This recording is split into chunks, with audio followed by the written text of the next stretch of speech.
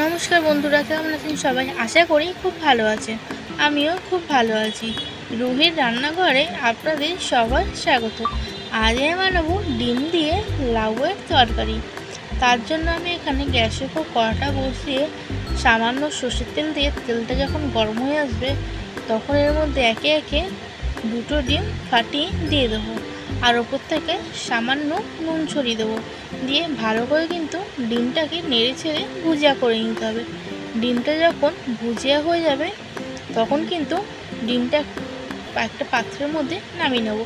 এবার ওই কড়ার মধ্যে দিয়ে দেবো হচ্ছে সামান্য সর্ষের তেল, আর ফোড়নে দেবো দুটো তেজপাতা, গোটা গরম মশলা আর সামান্য গোটা জিরে দিয়ে কেটে রাখা লাউ আর আলুটাকে তুলে দেবো। আমি কিন্তু লাউ আর আলুটা আগে থেকে ডুমো ডুমো করে এরমভাবে কেটে নিয়েছিলাম। এরপর ভালো করে জিনিসটাকে নাড়িয়ে চাড়িয়ে নিয়ে ওপর থেকে কিন্তু গ্রেট করা আদাটা দিয়ে দেবো। আমি কিন্তু আদাটাকে গ্রেটার দিয়ে ভালো করে কিন্তু গ্রেট করে নিচ্ছি। দিয়ে ভালো করে আলু, লাউ আর গ্রেট করা আদাটা ভালো করে কষিয়ে নেবো যাতে আদার গন্ধটা না থাকে। এবার কষিয়ে নেওয়ার পর ওর মধ্যে দিয়ে দেবো হচ্ছে 1 চামচ হলুদ গুঁড়ো, একটা গোটা বড় টমেটো, আর দিয়ে দেবো স্বাদ মতন নুন আর পরিমাণ মতন চিনি, আর দিয়ে দেবো হচ্ছে 1 চামচ জিরে গুঁড়ো। দিয়ে জিনিসটাকে ভালো করে নেড়ে চেড়ে নিয়ে কষিয়ে নেব যাতে না মশলার গন্ধটা ছাড়ে। এরপর কষিয়ে নেওয়ার পর এটাকে ঢাকা দিয়ে দেবো 5 থেকে 6 মিনিট, যাতে একটু সেদ্ধও হয়ে যায় আর একটু ভাজা ভাজা হয়ে যায়। মাঝে মাঝে কিন্তু ঢাকা খুলে জিনিসটাকে নেড়ে নিতে হবে, নয়তো নিচে বসে যেতে পারে।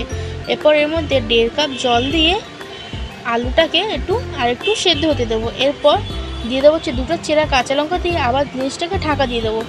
ঢাকা দেওয়ার পর যখন ঝোলটা ফুটে আসবে দিয়ে দেবো হচ্ছে ভেজে রাখা ডিমগুলো, আর দিয়ে দেবো হচ্ছে কুচি করা ধনেপাতা, গুঁড়ো গরম মশলা আর সামান্য পরিমাণে ঘি দিয়ে ভালো করে নাড়াচাড়া করে নামিয়ে নিলেই রেডি আমাদের ডিম দিয়ে লাউয়ের তরকারি।